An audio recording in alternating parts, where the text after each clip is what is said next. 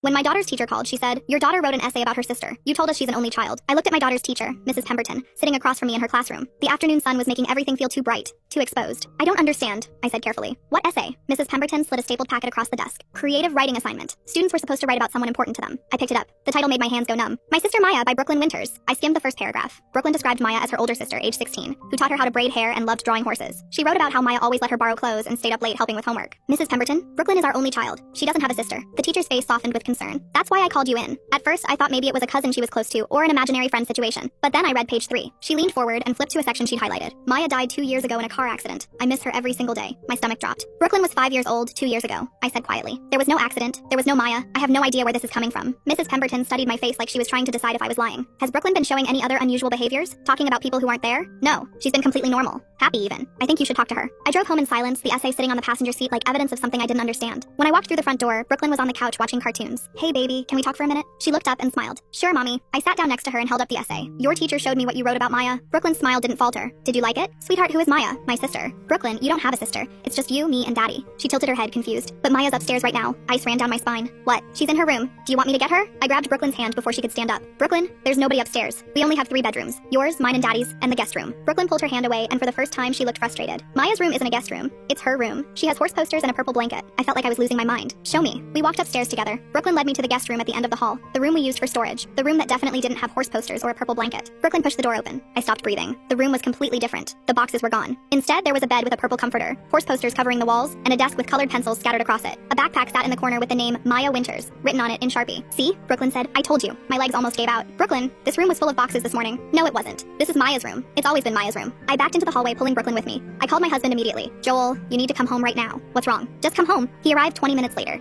I dragged him upstairs without explaining and threw open the door to the guest room. It was full of boxes again. No bed, no posters, no backpack. Joel looked at me like I'd lost my mind. "What am I looking at?" "It was different. There was a bed and posters and a purple blanket." Brooklyn tugged my sleeve. "Mommy, why are you lying? Maya's stuff is right there." Joel knelt down in front of Brooklyn. "Sweetheart, can you see a bed in this room?" "Yes, right there." She pointed at a stack of boxes. Joel and I exchanged looks. That night, after we put Brooklyn to bed, I went back to the guest room alone. I stood in the doorway staring at the boxes, trying to make sense of what was happening. Then I saw it. On top of one of the boxes was a framed photo I'd never seen before. I picked it up with shaking hands. It was a picture of me, Joel, and 2 little girls. One was Brooklyn at her current age. The other was a teenage girl with dark hair and a bright smile. I flipped the frame over. Written on the back in my own handwriting were the words, "Family photo, summer 2024. I looked at the picture again, studying every detail. The teenage girl had her arm around Brooklyn, both of them laughing at something off camera. Then I noticed something that made my heart stop. In the background of the photo, barely visible, was a calendar on the wall. The date circled was today, and written next to it in red ink were 3 words, "Remember your daughter." I dropped the frame and ran to our bedroom. I shook Joel awake. "We need to go through every photo album we have, right now." We spent the next 3 hours looking through every picture on our phones, every album in the closet, every framed photo in the house. Maya was in all of them. My daughter who died 2 years ago in a car accident. My daughter I somehow forgot existed.